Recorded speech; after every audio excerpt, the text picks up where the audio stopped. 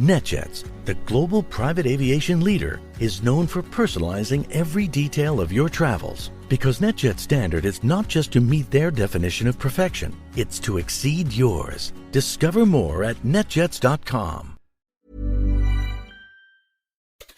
On today's Smart 7, the planet hits boiling point, Lionesses roared the World Cup, and lots more.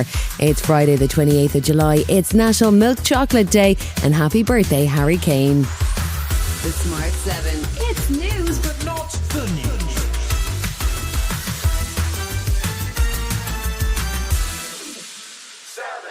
Climate change has worked its way to the top of the global agenda as the planet faces the hottest July on record. A new climate report from the UK's Met Office says that 2022's record-breaking temperatures are likely to become the new norm, with 40-degree temperatures becoming a recurring feature. Former chair of the Climate Change Committee, Lord Deben, says the UK is just not prepared. We are faced with a real disaster.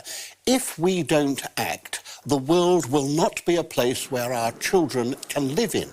We are going to have migration of a kind we've never seen before, so people won't be moving to better themselves, they'll be moving to live at all. And the United Nations also weighed in as the World Meteorological Organization confirmed that the temperature records being broken are because of the level of greenhouse gases in the atmosphere.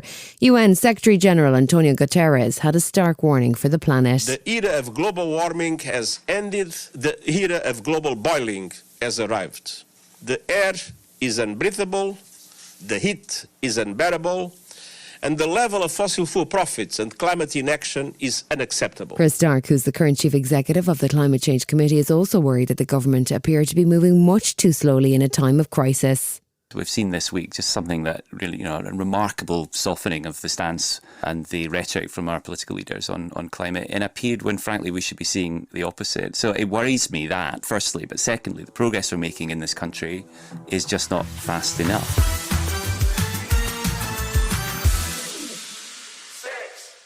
As consumers across the UK look towards winter heating bills with anxiety, there was good news on Thursday if you're a Centrica shareholder at least. The energy giant and owner of British Gas announced its half-year profits were up 900% with underlying earnings at almost £1 billion.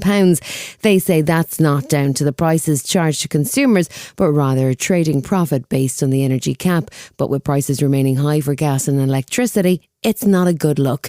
Rishi Sunak was quick to point out that his government are already taxing windfall profits so the public will benefit. I took a decision back when I was Chancellor to introduce a windfall tax on the energy companies. So we are now taxing these windfall profits of energy companies, and we're using that money to help us pay around half of a typical family's energy bill. Labour's Shadow Secretary for Climate Change and Net Zero is unimpressed by the way that Rishi set about the windfall tax. Look, I think what we've got is oil and gas companies making profits, the windfalls of war, and people will be scratching their heads and thinking, well, isn't the government doing a windfall tax? Well, the answer is they are, but it's full of holes.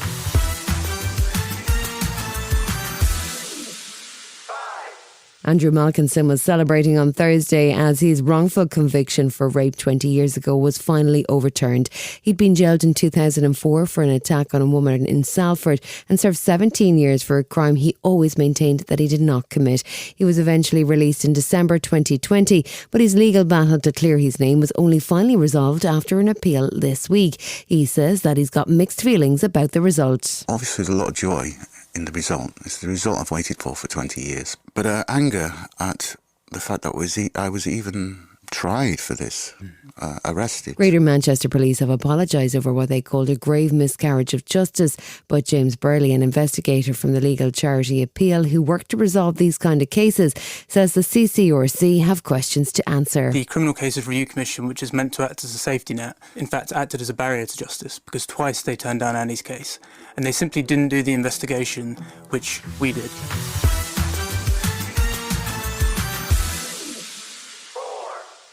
Vladimir Putin is busy hosting the Russian-African summit over 2 days in St. Petersburg, but it's been poorly attended with only 17 African leaders travelling.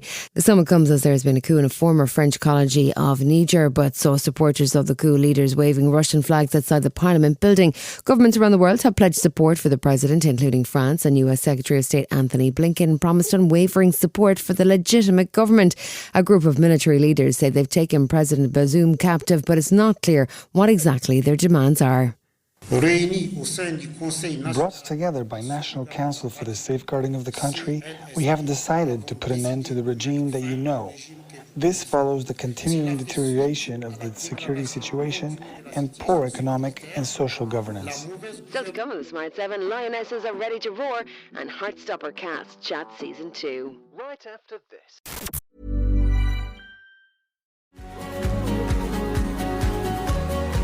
NetJets, the worldwide private aviation leader, is known for exceptional service, for personalizing every detail and elevating every flight. Because NetJets standard is not just to meet their definition of perfection, it's to exceed yours. All by providing the custom, curated luxury experiences you deserve. Explore NetJets premium travel solutions at netjets.com.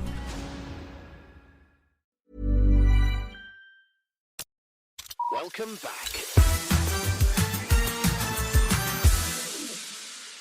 England's Lionesses are back in action on Friday morning for their second game in the Women's World Cup. After a difficult first game against Haiti, they won 1-0. This time they take on Denmark in what is probably a must-win fixture if they want to progress to the next round as group winners. Right back, Lucy Bronze says the team are relaxed and ready for the challenge. We've analysed them as a team. We know that the kind of way that they like to play. But I think we're focused on the fact that if we do well as a team, that should be enough for us to get a result.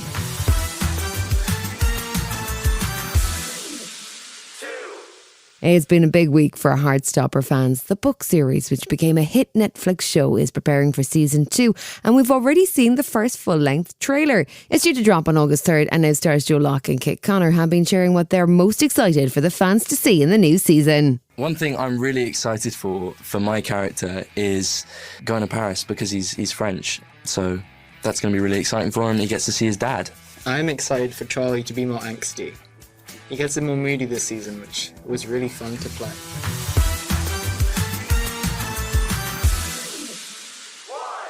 Who'd have thought a show about a podcast could become an international super hit? Not us anyway. But Only Murderers in the Building, which follows Steve Martin, Selena Gomez and Martin Short's New York adventures as they try to solve murders for their true crime podcast, is about to drop its 3rd season. It's packed with guest stars including Meryl Streep, Paul Rudd and Tina Fey. It hits Disney Plus on August 18th. Theater is all about choices.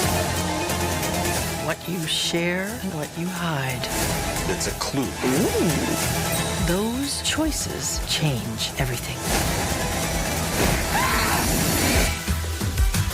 You've been listening to The Smart 7. We'll be back tomorrow at 7 a.m. Hit that follow button and have a great day. Give us 7 minutes and we'll give you the world.